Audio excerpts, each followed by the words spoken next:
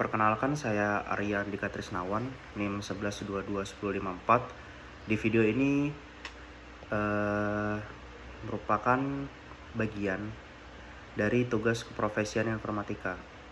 Dan di sini saya mau ngobrol sedikit tentang pentingnya menjaga data pribadi di era digital yang sekarang ini. Mungkin pertama saya mulai dari peraturan tentang perlindungan data pribadi di Indonesia.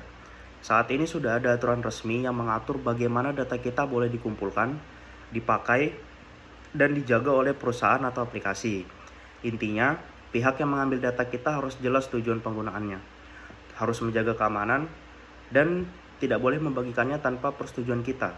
Kita sebagai pemilik data juga punya hak untuk tahu data kita dipakai untuk apa, dan bahkan kita bisa meminta data kita dihapus kalau misalnya kita itu tidak merasa nyaman. Jadi peraturan ini sebenarnya dibuat supaya aktivitas digital kita tetap aman dan tidak disalahgunakan oleh orang lain. Selanjutnya, untuk jenis-jenis data pribadi, di sini saya akan menjelaskan secara umum ada dua kategori. Yang pertama, data pribadi biasa seperti nama lengkap, alamat, nomor telepon, email, atau foto. Data ini memang sering kita bagikan dalam kehidupan sehari-hari. Yang kedua, ada data pribadi yang lebih sensitif seperti data kesehatan, data biometrik, informasi keuangan, dan data anak di bawah umur. Data ini sensitif dan jauh lebih beresiko kalau bocor, karena bisa dipakai untuk penipuan, pencurian identitas, atau hal lain yang merugikan pemilik data. Karena itu, data jenis ini perlu perlakuan yang jauh lebih ketat. Kemudian untuk resiko kebocoran data, sekarang kasus seperti ini makin sering terjadi. Banyak orang yang menjadi korban phishing, yaitu orang yang menyamar sebagai pihak resmi untuk mencuri data. Ada juga pencurian identitas, di mana data pribadi dipakai untuk membuat akun ilegal tanpa sepengetahuan pemiliknya.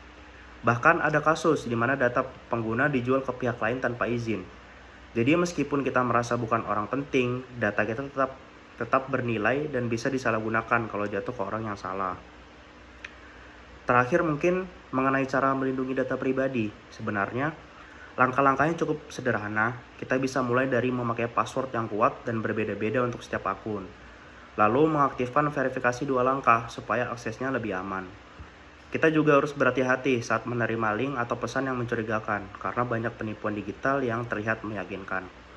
Selain itu, biasakan mengecek izin aplikasi di HP dan jangan asal memberikan akses ke kamera, lokasi, atau kontak. Hindari juga mengunggah informasi sensitif seperti foto KTP atau dokumen pribadi di media sosial. Dan kalau menggunakan WiFi publik, usahakan tidak membuka akun penting agar data kita itu nggak mudah disadap. Mungkin itu aja sedikit mengenai informasi perlindungan data pribadi. Mungkin semoga kedepannya kita bisa lebih peka dan hati-hati dalam menjaga data saat beraktivitas online. Terima kasih udah nonton.